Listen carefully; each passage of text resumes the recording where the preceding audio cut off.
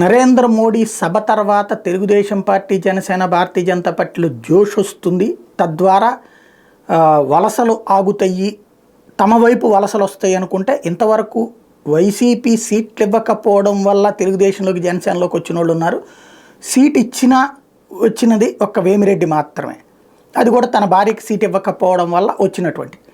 అయితే నరేంద్ర మోడీ సభ తర్వాత ఇక పూర్తి స్థాయి ఆధిపత్యం తమదేననుకుంటే రివర్స్లో జగన్ వ్యూహం పనిచేస్తోంది. ఎవరైతే అసంతృప్తులు, ఈ పొత్తుల వలన సీట్లు కోల్పోతున్నటువంటి వాళ్ళు, లేకపోతే ఇబ్బంది పడుతున్నటువంటి వాళ్ళని వైసీపీలో చేర్చుకునే కార్యక్రమం శరవేగంగా చేసుకొచ్చారు. పెందుర్తి, యలమంచిలి, అనకాపల్లి, విశాఖ సౌత్ జనసేన కేటాయించడం వైసీపీలోకి వస్తున్నారు టీడీపీ అసంతృప్తులు. అదే సందర్భంలో కొంతమంది జనసేన వాళ్ళని కూడా చేర్చుకుంటున్నారు. వరుసపెట్టి ఈ చేరికలు అన్నటువంటిది నడిచింది. విశాఖపట్నం టీడీపీ సీనియర్ గంపల వెంకటరామచంద్ర, ఆయన సతీమణి Sanjayarani, Visakhapatnam TDP south east election ఇన్ఛార్జిగా పనిచేసిన రామచంద్రరావు, గతంలో ఏపీసీసీ జాయింట్ సెక్రటరీగా, APCC OBC wing working president, Congress పార్టీలో వివిధ హోదాల్లో పనిచేసిన రామచంద్ర వాడబలిజ సామాజిక వర్గం సెన్సార్ బోర్డు మెంబర్గా, పోర్ట్ ట్రస్ట్ డైరెక్టర్గా కూడా పనిచేశారు.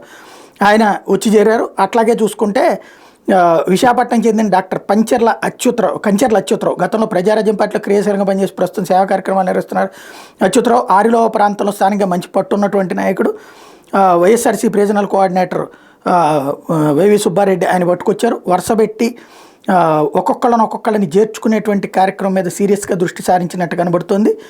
ఇతర ప్రాంతాల అటు తెలుగుదేశం పార్టీ, జనసేనల్లో ఇంకెవరన్నా అసంతృప్తి ఉంటే తీసుకొచ్చేటటువంటి ప్రయత్నం ప్రారంభించారు.